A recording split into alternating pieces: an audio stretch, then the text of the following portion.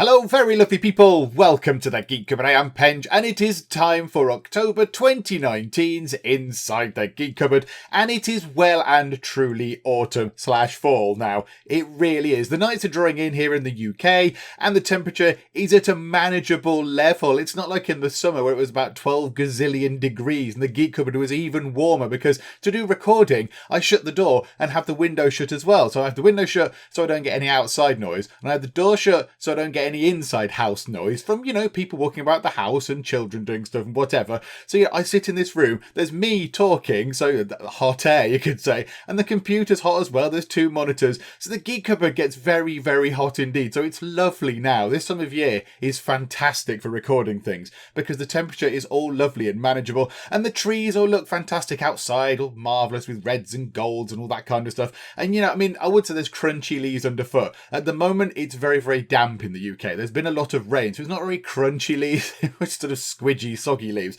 But whatever the case, I really like this time of year. I do like this time of year. And this is going to sound a bit weird, but when I walk home, I walk through a park. My house backs onto a nice park. And when I walk home, if I'm a little bit late currently around this time of year, but it'll be if I walk home normally soon, if I go home on time. And when I walk home, the light...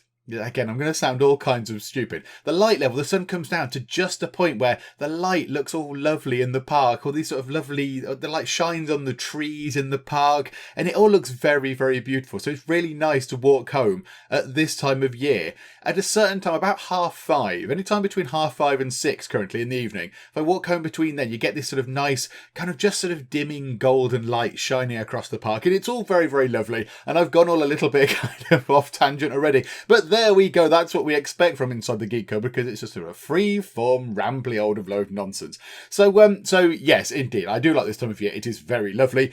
Let's look back, however. Let's leave October and go back to September 2019, but not before I've had some tea. And here we go. I've got my TGC mug with a cup of Yorkshire Gold.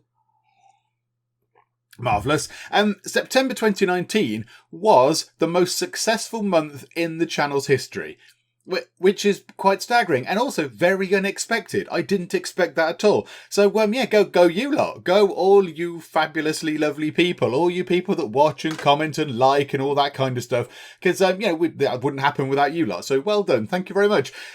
Most views by quite some way. Even that includes the artificial views bump from the Steam Summer Sale video, because in July I know we put out a video for the Steam Summer Sale, which does quite well. So that artificially sort of hoiks the views up for that month. But this month was loads. It was almost 150,000 views in 1 month, which is quite high. That's quite high for this channel. So I'm amazed. I'm amazed that it got there, and there were marginally more subscribers than ever before. I mean, the views are kind of the good thing. Subscribers are always lovely, though. Very welcome. Hello, subscribers. But, I don't really know kind of what that was attributed to. I think it was just a general uptake in viewers and things. I don't really know what caused that rise to happen.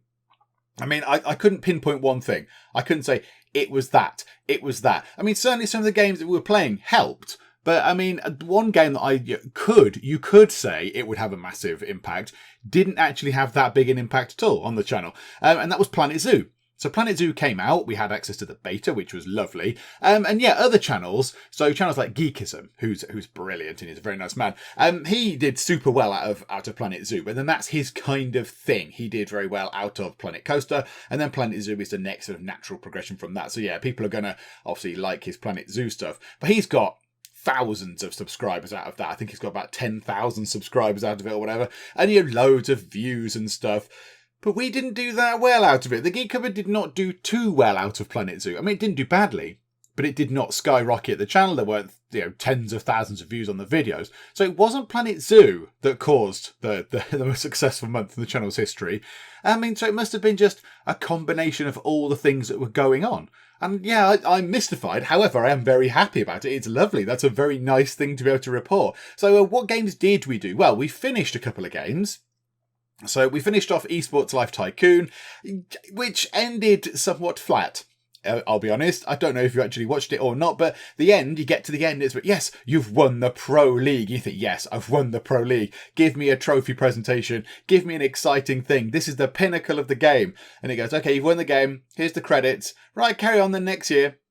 But hang on, what? Do I not get anything? Do I not get any recognition that I've just essentially completed the game? Like in YouTuber's Life, which is the game made by the same people, you get the little cutscene bit of, you get the little person appearing at the bottom saying, we've done it, we were in the space mansion. You get a nice panning shot of the space mansion, all that kind of stuff.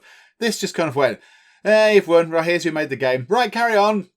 Okay. So, yeah, I'm kind of glad that finished. It was a little bit repetitive. It was not my favourite game we've played, although people did like it. And once I started it, I was determined to get to the end. So we played that. Buoyancy, that has also finished. That is very good. I like Buoyancy. It needs a bit of work.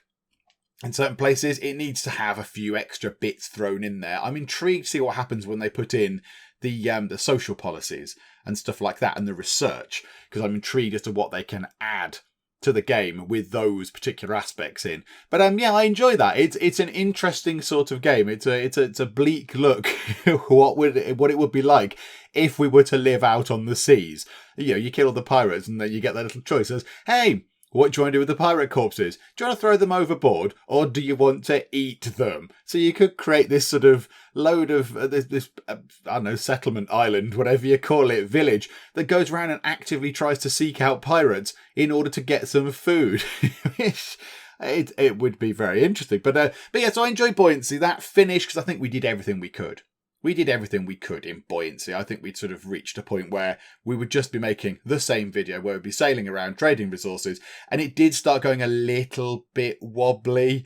The game started to creak a little bit because we had an old save as opposed to a slightly updated version of the game we're playing, and I don't think it liked some of it. Sometimes certain buildings just entirely stopped working.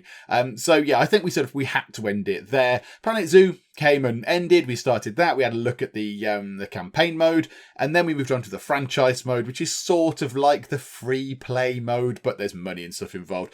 So yeah, and I really enjoy playing it. I very much enjoy playing Planet Zoo. It takes a long time to record Planet Zoo. It takes a heck of a long time. One of the videos that got edited down to maybe 38 minutes, or I don't know what it was, but 40 minutes or something, probably took over 2 hours to actually record. It just takes a heck of a long time to play. When you're fiddling about building things and you're trying to get everything into, so it looks okay, it takes a long while to position something and then move it around and find another thing, because there's so many options. Because there's so many things like tables and chairs and stuff like that. There's just so much going on. It takes a heck of a long time to just find all the bits you're after. And again, I'm not very experienced with the mechanics of it. There's so much control. There's so many different things that you can do with it. So yeah, it took a long time to play, but it is very good. It's very good. And the work they've put in on the animals is amazing. Like the graphics, what the animals look like is brilliant. The zebras, when we went and had a close-up look at them, the hair on the I don't know what you'd call it. It's not a mane. The bit that runs down the back of the neck of the zebras. I don't know what that's called. But yeah, the zebra hair, let's leave it at that, just looked amazing. And some of it was brilliant. The tortoises or tortoises, however you want to pronounce it, I don't know. They look tremendous. And then there's so many different things. There's so much vegetation and items and everything. It's a very, very good game. But I think you need to be of a certain mindset to play it. And I was talking about this with Dave at the Wee Hours. Hello, Dave. And yeah, I was saying to him that I think most of the appeal for something like Planet Zoo and indeed Planet Coaster is building custom things. So I saw someone called, is it Silverette? Something like that. They made this amazing kind of custom animal house. It was a bird house, I think it was. And it was this enormous big building with these glass roofs and pillars and posts and frescoes and all these kind of amazing things that they had built out of nothing. There's not like a template for that. They just stick things on. They built that out of individual components, and it must have taken hours. And I don't have the skill. I kind of look at something and go, there we go, that'll do, it's fine. As we've seen with some of the very daft things we created, like the giant sandy ball and the weird animal car park and the gigantic terrifying sky habitat. So, I kind of just I kind of do it for more fun rather than precision and end result. And I also think it was a bit weird that loads of people spent so long. They spent so long making these wonderful, fantastic creations in the Planet Zoo beta, only for it to be annihilated when the beta ends. Because the beta said, it was very clear, that said, nothing you do here will continue. So people must have spent hours and hours and hours going, yes, here is my masterpiece. It is a building of such wonder. Oh, the beta's ended. Deleted. So, well, don't wait till the full game comes out and make your masterpieces. So yeah, there we go. So we did Planet Zoo. That has come and gone. And Flotsam, that came and went as well. We started that and we finished it because we kind of got to the end, I suppose. The only thing we could have done is carried on and got all of the research items, but I wasn't too bothered. I wasn't too bothered about that. But I like Flotsam. I really like it. It's a floaty boaty game. It's very different to Buoyancy. Buoyancy is a little bit more sort of bleak and pessimistic, I would say. Whereas Flotsam is brighter. It's brighter and it's got a little bit more humour going on. And there's a little bit more, there's more character in Flotsam. Buoyancy is a grander sort of thing where, you know, your city can have 1,500 people on it or whatever. I think I've seen someone with something like 1,500 people in his city. But yeah, you can have hundreds and hundreds and hundreds of people in your city and you don't know who they are. They're just running around doing jobs. Whereas Flotsam, each character's got a name and you kind of go to rescue them. When you rescue 2 people, it's, but yes, I've got 2 extra people on board. So, you know, it's more character driven, I would say. But it looks gorgeous. Flotsam looks very, very lovely indeed. But yeah, that finished. We started that and came to the end of that over the course of the last month. So yeah, we'll keep an eye on that though. I do want to come back to that when they've added some more to it. When they've fleshed it out a bit and there's a little bit more going on, we will come back to Flotsam because I very much enjoyed it.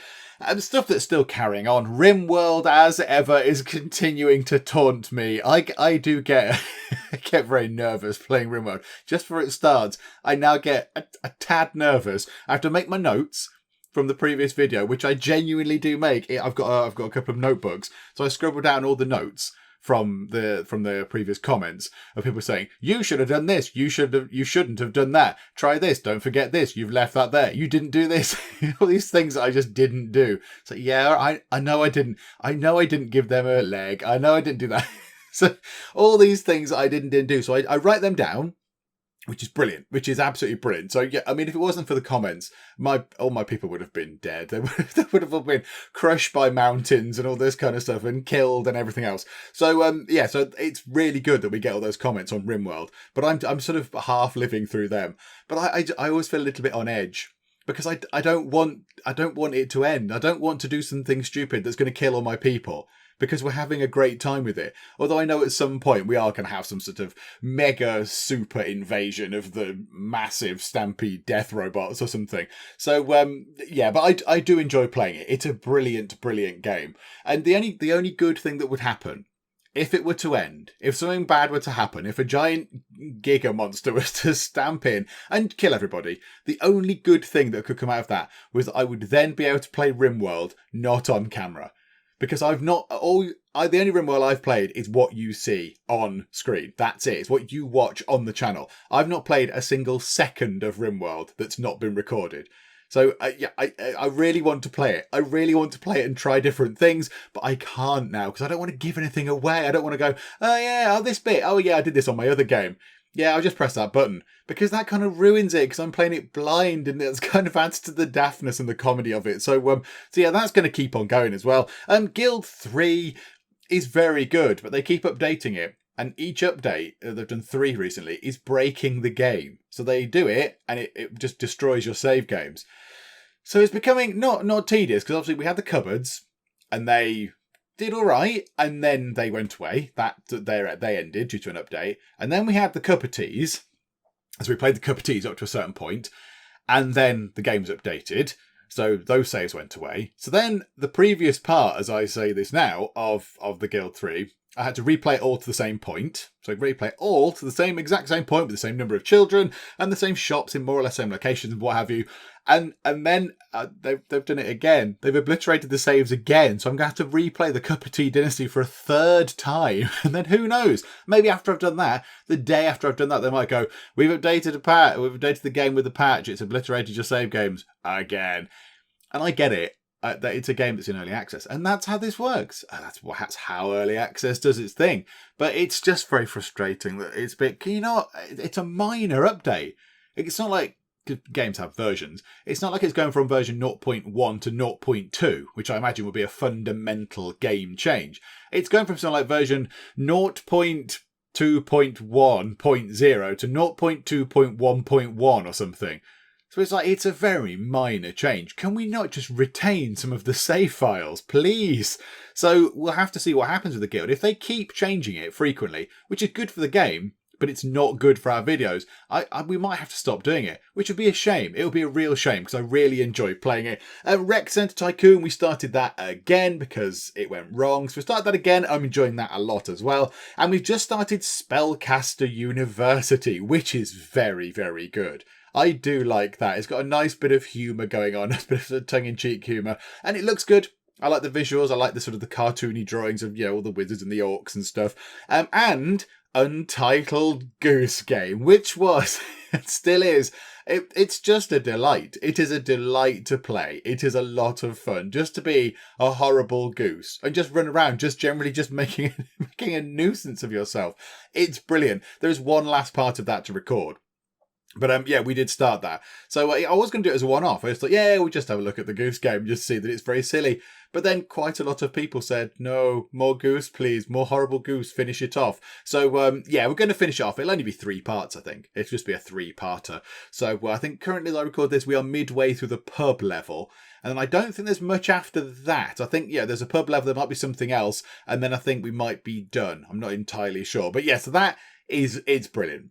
It's a brilliant, wonderful thing. And yes, I've enjoyed every second of a Titled Goose Game just because it's so different. It's just a proper breath of fresh air.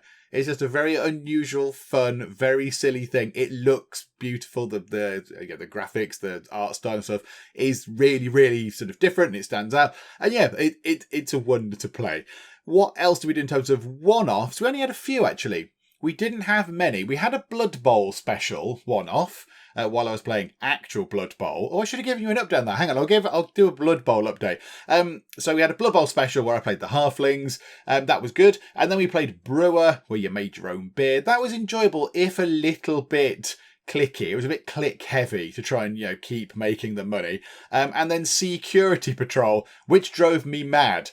And I got to a level, got stuck, just couldn't figure it out. And now people have shown me how to do it. And I was a bit, okay, I see that now.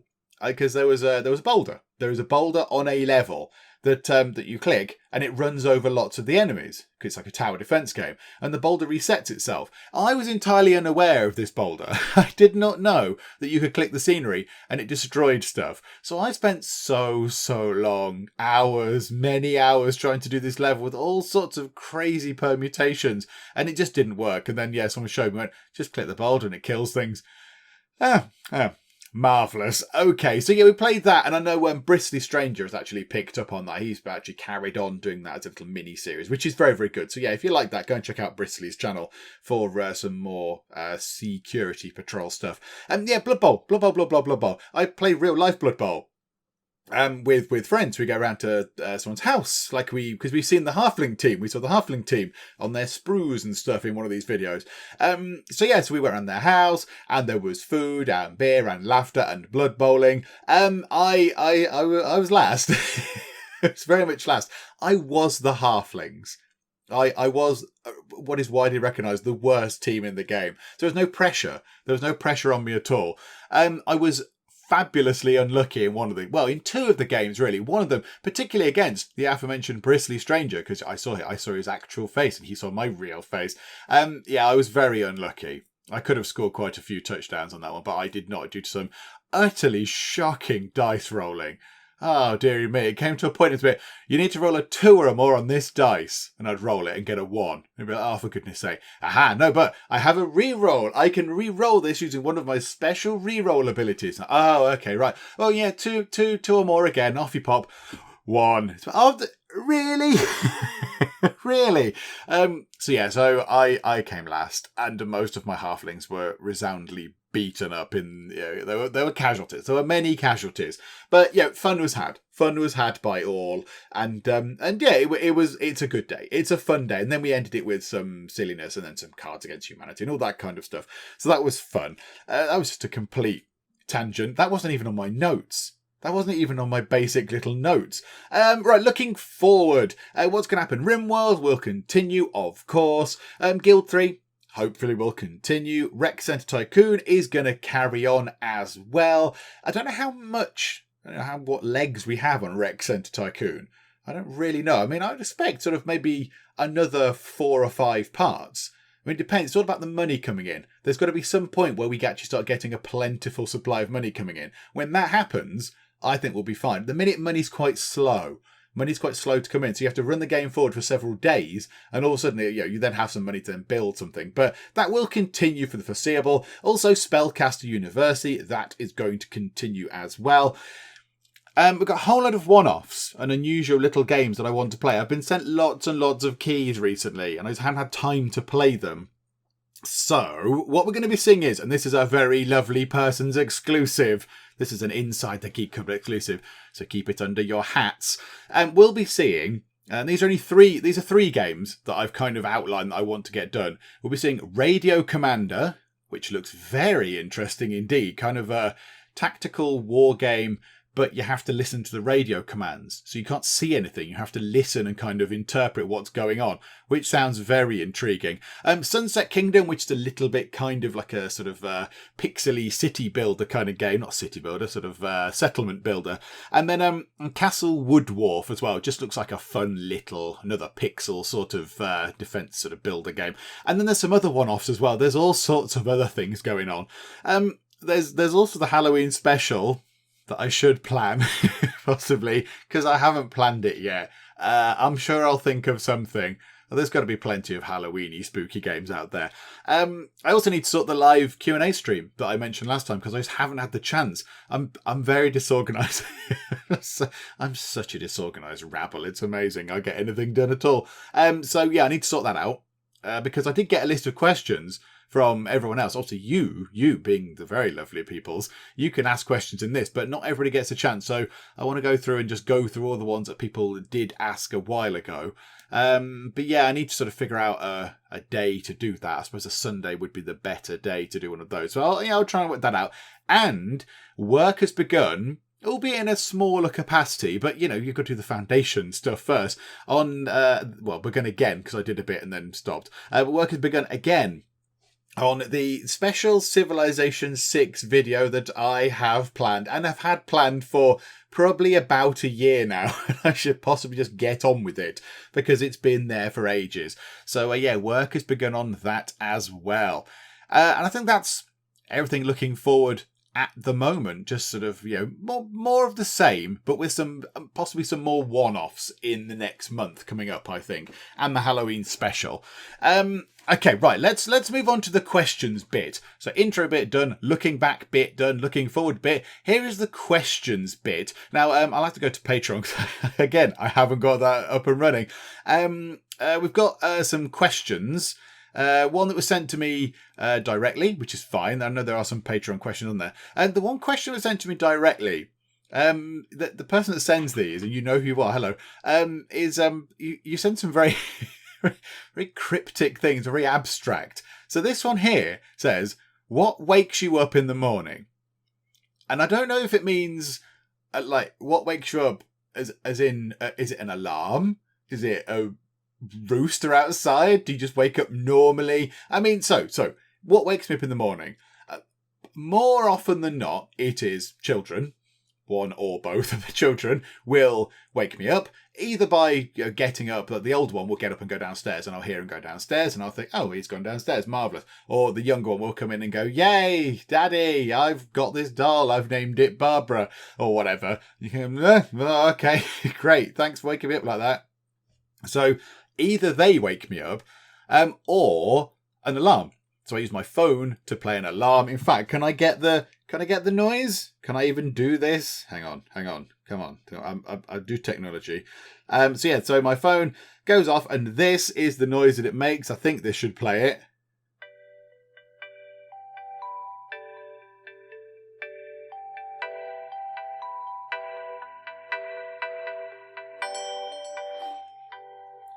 There you go. That's it. That is called Awaken, apparently. It's the Awaken alarm sound. And so, yeah, if the children don't wake me up, then that wakes me up on my phone, which is plugged in on the bedside table next to me. So I hope that answers the question. Or I don't know if it means what wakes you up in the morning, like, you're wandering about zombie-esque going, oh, I'm tired. What wakes me up? A cup of coffee or a shower or whatever. I don't know. But no. So, I mean, if it's with that, it would be I have a shower and then I have a cup of tea. So a cup of tea would wake me up, I suppose, or the shower. I don't really know. It's very abstract. I'm going to say children or that alarm. That's my answer to that. Right, and now let me just go and load up the other questions. Hang on. This does give me a chance to have some tea, though. There we go. The questions are open in front of me. We'll start from, let's do the newest first, I think. Why the heck not? So question number 1 then, in that way round. Would you consider becoming a full-time YouTuber? I would absolutely love to. Of course I would. And if the money were to allow, I would absolutely consider it. And I know there is a figure, there is a number that I know that if I were able to be earning that much money per month, at a minimum level, then yes, I would do that. But we're not even close to that at the moment. We might be around 10% of that possibly. So yeah, I'd love to, because I love the process. I love the choosing the games to play and sort of investigating them, and maybe then thinking about what kind of video we could make from it, and then doing the videos. I love doing the videos and just nattering away, just mucking about in the way that we do, and then putting the video together and editing it and sorting out all the thumbnails and the words for it and the tags. The whole process is great. I do enjoy doing it an awful lot, but yeah, at the moment it's just not viable. It is not viable because it just doesn't earn enough money for me to live off. Because obviously I have to support a family. And I'm not entirely on my own. Mrs. Penge also does go out and she has a job, but she does a part-time job because she gets the kids to deliver to school and then she picks them up from school and stuff like that. So yeah, she doesn't do a sort of full-time job. So I do more the full-time job. I do more hours. So I need to make sure that if I were ever to do full-time YouTubing, that I could pay. I could pay for the upkeep of people. And yeah, they're expensive. People are expensive. Children are expensive. So much food. So much food is required. Milk. Just milk and bread and stuff. Just basic things. And just sort of eat through them. So yeah, I'd love to. I would love to become a full-time YouTuber if circumstances would allow, but we are not near there yet. Next question. Would you give us an idea of the games you're currently watching and planning and playing over the next year or so? Well, I could possibly have a look at that. There's a few coming up over the next year that I would love to get my hands on. So let's just look at a few of these. There is, we might have, if you follow me on Twitter, you might have seen it. There's a game called Mondo Museum coming out. That looks like a museum builder game. It looks great. So hopefully we can get our hands on that. I have gone onto the press list for that, which is quite nice. There's a game called Mr. Prepper, which is like a base builder. So you build an underground kind of bunker thing in the event of the apocalypse. That looks very good as well. I think that was supposed to be out by now and it's been delayed many times. So we're playing that at some point. There is a game called The Architect Paris, which looks great, and I want to play that. So that looks quite good as well. So we'll be having a little go at that. These are sort of new things. There's a sort of a detective-looking game called Coffee Noir, which looks marvellous. It's sort of all sort of ye olde detective style. So, yeah, I want to play that as well. I'm on the press list for that. And there's a few other things. Industries of Titan. That was supposed to be out at some point around now. That might have been delayed as well. That looks really good. That's like a space resource manager kind of thing. There's a new airport sim game, Skyhaven. Hopefully I can get a key to that. There's a new school game that was supposed to be out summer 2019 and has not emerged yet, but I hope we can play that. That's called School Owner. There's a game called Distant Kingdoms. That's coming out by the same publishers who did Project High Rise, so I've asked them for possibly getting my hands on a key. And there's all sorts of, there's quite a lot of things. There's something called, there's a really good game called Buildings Have Feelings Too. Which you can go check out on Steam, but it's an odd sort of building game where the buildings are alive. so the buildings have all got faces and arms and legs and things. So you have to sort of, I imagine you build a city of sorts, but you have to be wary of the feelings of the buildings that are around what you're doing, which just sounds marvellous. But again, that was supposed to come out in summer 2019. I don't believe it is out as of the now. And then in terms of other bigger scale things, and over the next year or so was the actual question, wasn't it? Hang on, is that what it said? Over the next year or so. I mean, those things are supposed to be sort of coming out relatively soon, although lots have been delayed. I do want to play Stellaris at some point.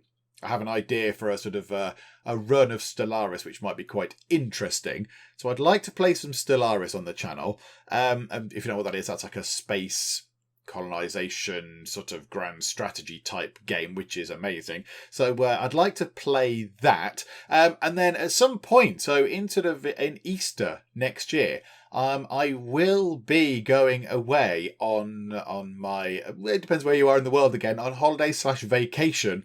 I'm going to the Americas, and we're going to go and do Disney. We're going to do Disney, and we're going to do Universal, which does mean that I'm going to be away for over 2 weeks. I think it's 14 days we're away, but obviously that involves some flying there and back.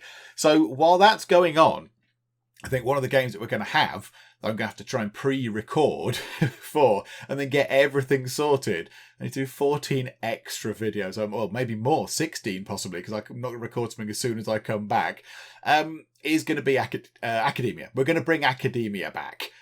Because it will have been changed a bit by then. It's got all sorts of new things, and I know what I'm doing with it. It'll be a nice, well, I know what I'm doing with it to a degree. It'll be a nice game to just sit and record, and I can just maybe record a whole series of it. The only bad thing will be that there'll be no input from people, because obviously I'll be recording it in one massive bulk go. So that'll be the only thing, but I'll make that clear. I will make that clear that, you know, it's being all pre-recorded. So you can leave comments on it, and if you say you've missed that out, you've not done this, next time try this, you can leave those comments, but I'm not going to be able to act on them. So Academia will return, I think, for then. And then, we'll just see what happens. We'll see what happens with other games. There's an awful lot going on, but it depends whether I can get keys to them and such like. And then more questions. What's your favourite nostalgia-making memory? That's quite a good question, isn't it? Nostalgia-making. Do you know what? One of them, maybe my favourite actually, would be every Wednesday night when I lived at home with Mum and Dad.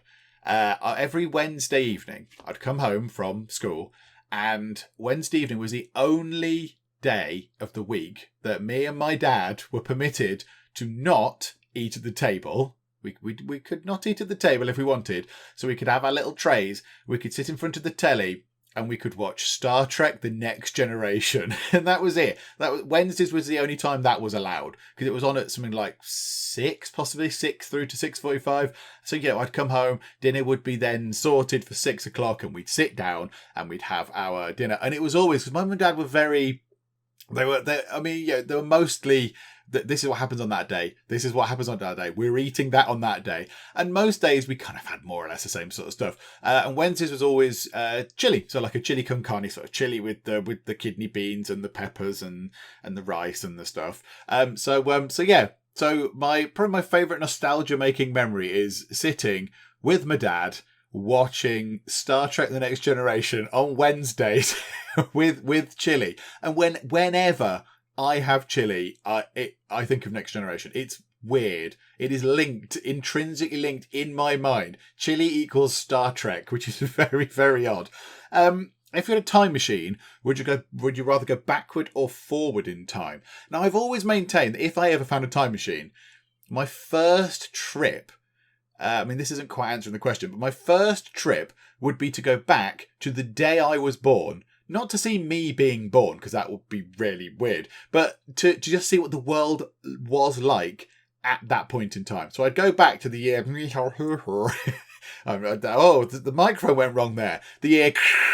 And just have a look round. And just experience what the world was like on the day that I was born. Just to see what cars people were driving and what, the thoughts of the people were like, and the technology and the mindset and the politics and everything at that time. I think that would be fascinating.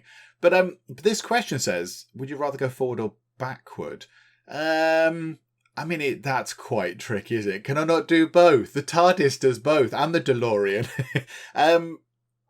Oh, I don't know whether I'd rather go forward. Going forward, you could obviously see what has happened. You could look ahead to the grand future of the human race, or the slightly rubbish future of the human race. We might all blow each other up, or pollute each other to death, or whatever. But then going backward, you could see amazing things. You go and see wonderful moments in history. Oh, I don't know. Can I sit entirely on the fence on that one?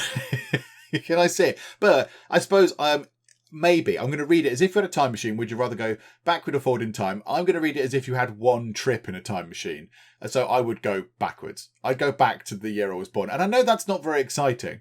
That's not like I'm going back to see the formation of the Earth, or I'm not going back to see Vesuvius erupt over Pompeii or whatever. I'm not going to go and do something amazing. I think from a personal point of view, I think that would be what I would do. So yeah, I'll go backwards actually.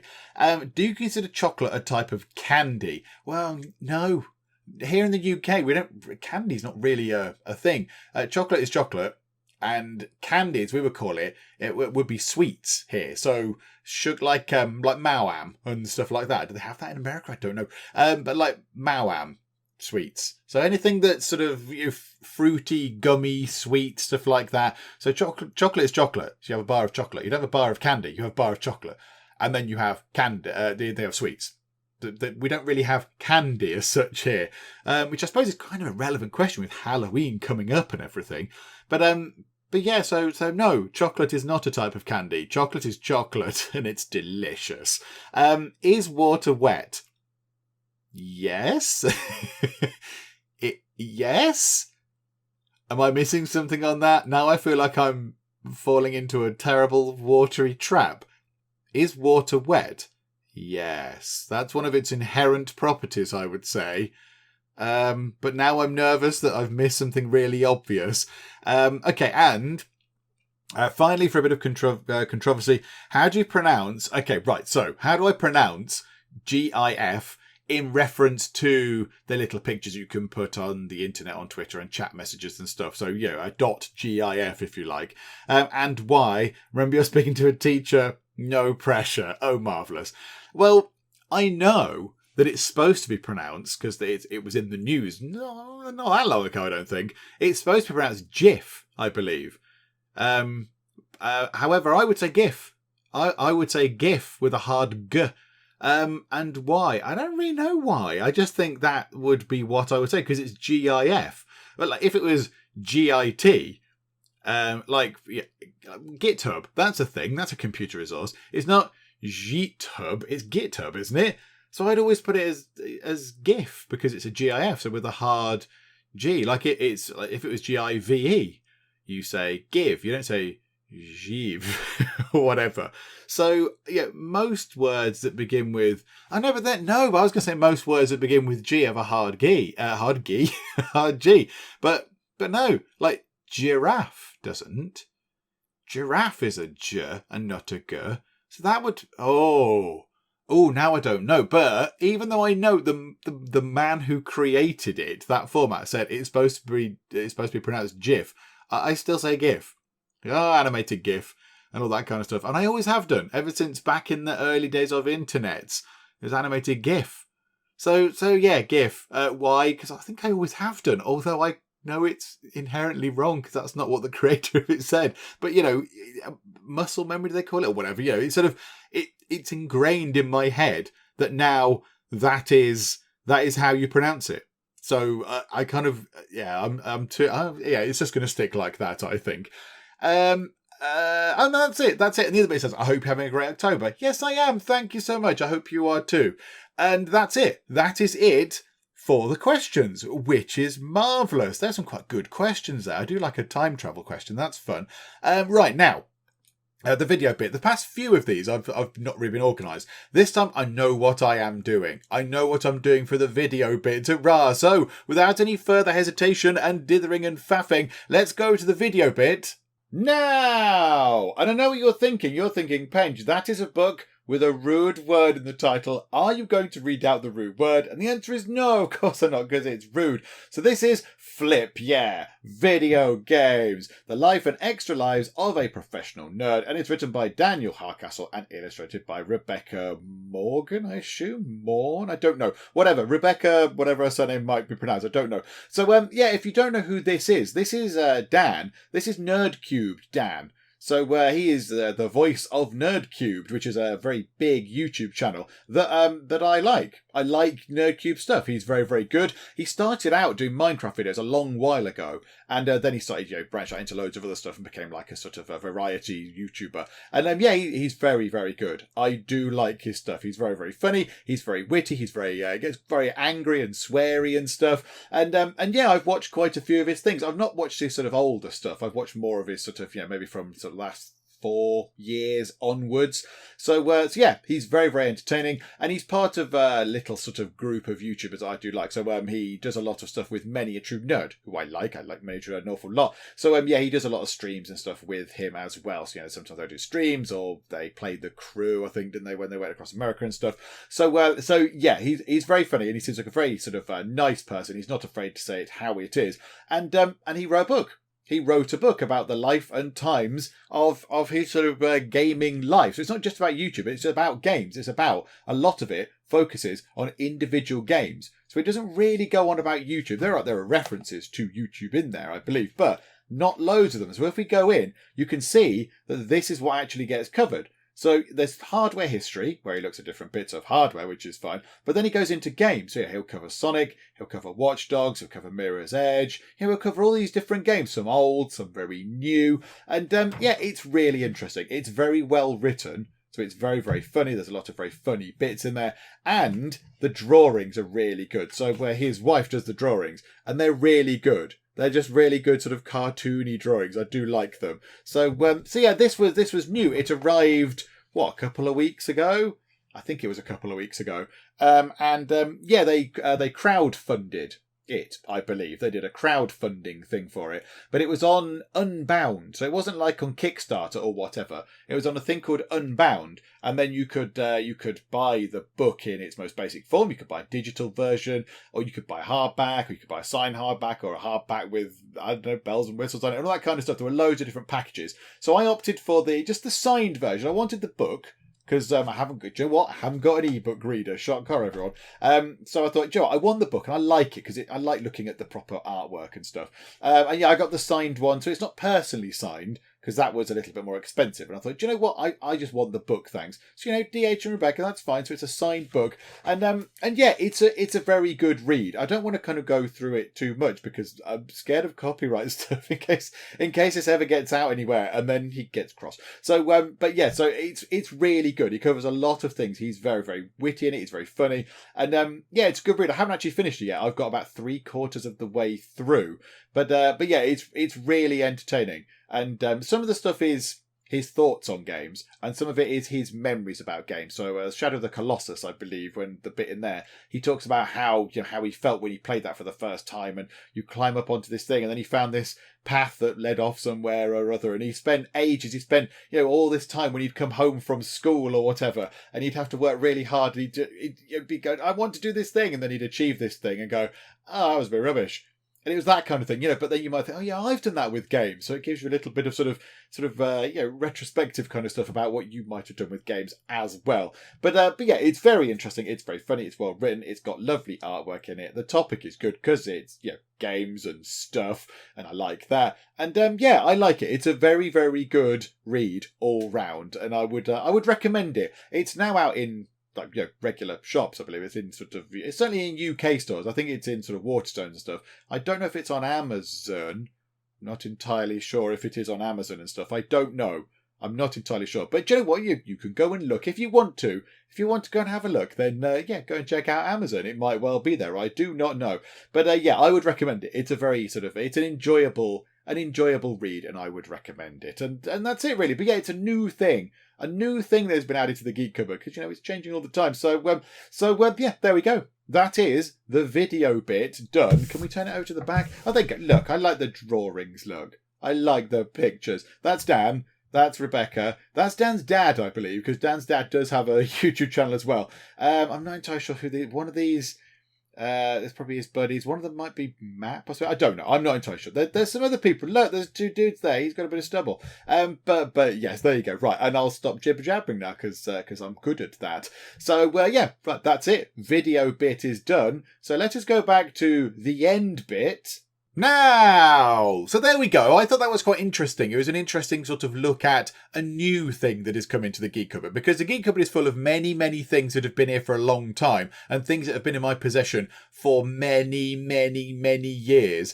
But, you know, it's a constant thing, isn't it? Geekery doesn't stop. Geekery never stops. So yeah, new geeky things being added all the time, and that is pretty much the newest geeky addition to the Geek Cupboard. So I thought it was well worth looking at, and that is it.